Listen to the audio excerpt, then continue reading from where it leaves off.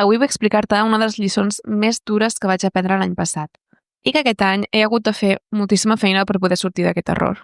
Te l'explico avui amb tot detall perquè tu el puguis evitar, ja que és molt important per l'enfocament del teu negoci.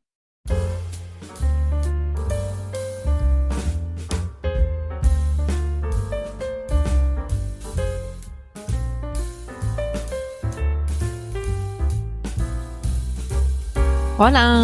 Com estàs? Estàs escoltant Comunicació Estratègica, el podcast on parlem sobre com destacar, connectar i vendre en digital. Jo sóc la Rosa Cols, consultora de comunicació i màrqueting digital, i avui vull compartir amb tu una de les lliçons més dures que vaig aprendre l'any passat. Una d'aquelles que no t'adones que t'està passant fins que ja hi has caigut de 4 grapes. Però abans de començar, deixa'm fer-te una proposta. Si tens un negoci però sents que estàs estancat amb el tema de la comunicació i no saps per on continuar, et convido a fer el meu test gratuït per saber quin és el teu següent pas en comunicació i màrqueting. És un test molt curt i molt senzill, només d'unes 4 o 5 preguntes, que t'ajudarà a entendre millor en quin punt et trobes i sobretot quin és el següent pas o quins són els següents passos que pots fer per continuar avançant. Si t'interessa, et deixo l'enllaç a la descripció de l'episodi. I ara sí, què va passar? Quin va ser aquest error tan gran que em va portar tants de mal de caps a 2024? Doncs mira, l'any passat jo ja comunicava i tenia una comunitat activa des de feia temps. I a la meva estratègia de continguts, doncs vaig començar a parlar de forma esporàdica sobre l'estratègia de continguts a Instagram.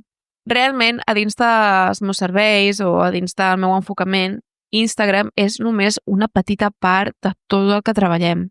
Amb els meus clients, el que treballem realment és l'estratègia global de comunicació i màrqueting, que sigui el posicionament, la diferenciació, analitzar els competidors, saber com fer una estratègia digital, fer llançaments, la newsletter...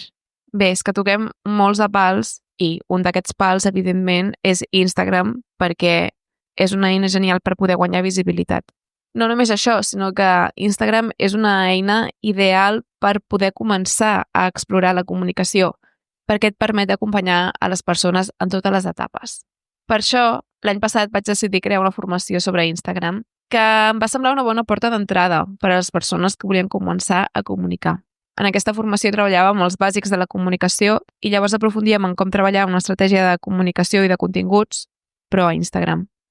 Com que publicava sobre aquest tema a Instagram, evidentment la resposta de la comunitat va ser molt bona, perquè en el meu Instagram em segueixen moltes persones que tenen un petit negoci a Instagram.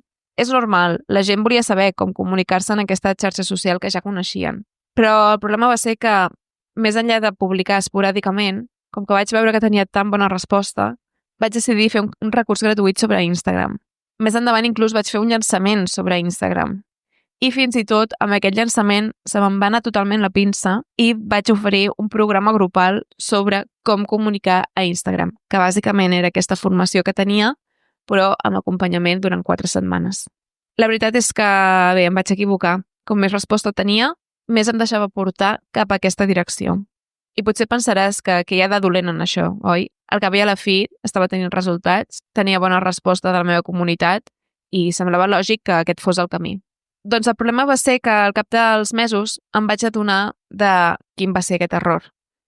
La gent ja no em venia a buscar per ajudar-los amb l'estratègia de comunicació i màrqueting, que és realment el meu punt fort, sinó que em venia a preguntar quin reel havien de publicar.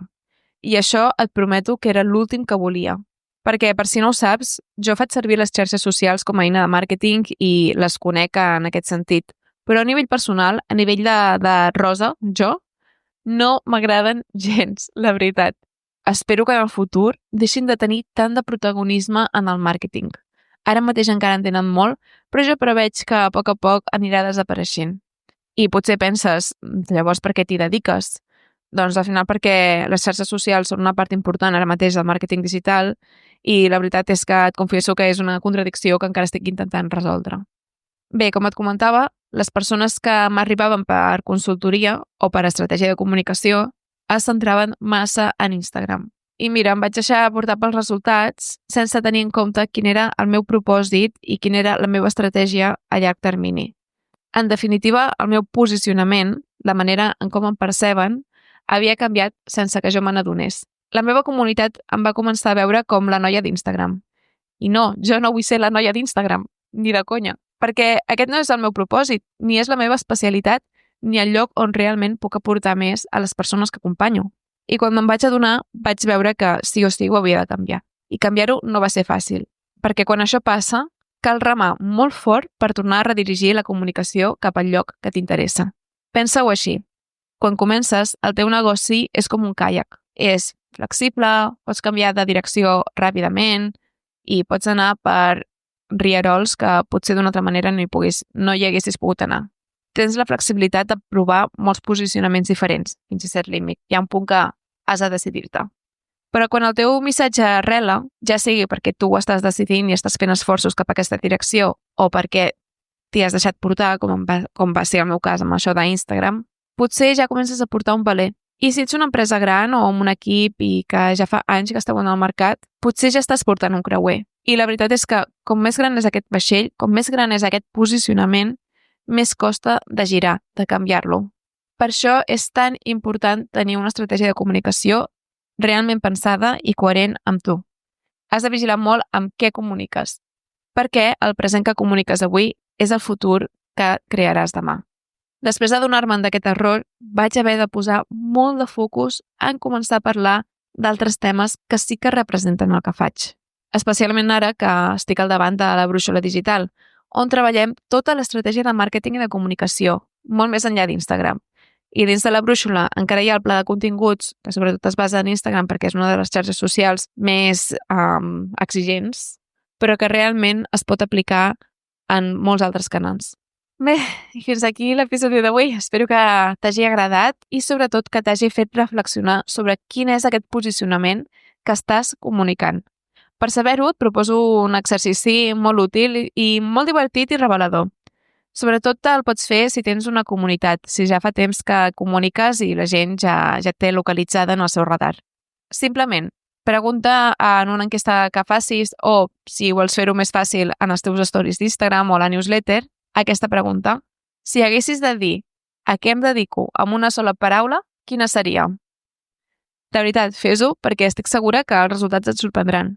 Potser veuràs que és un concepte que realment és el que et dediques o potser de cop i volta veuràs que necessites tornar a reenfocar la teva comunicació perquè t'està passant exactament el mateix camí. Bé, si t'ha agradat aquesta reflexió, si has arribat fins aquí, t'haig de dir que segurament t'encantarà també la meva newsletter. Ja som més de 1.000 negocis que la rebem cada setmana i allà hi comparteixo idees, eines i reflexions que sobretot t'ajudin a millorar la teva comunicació. Si t'interessa rebre la newsletter, pots apuntar-te a través de rosacols.com /newsletter o pots fer-ho directament a l'enllaç que trobaràs a la descripció. Gràcies per ser aquí una setmana més i t'envio una forta abraçada.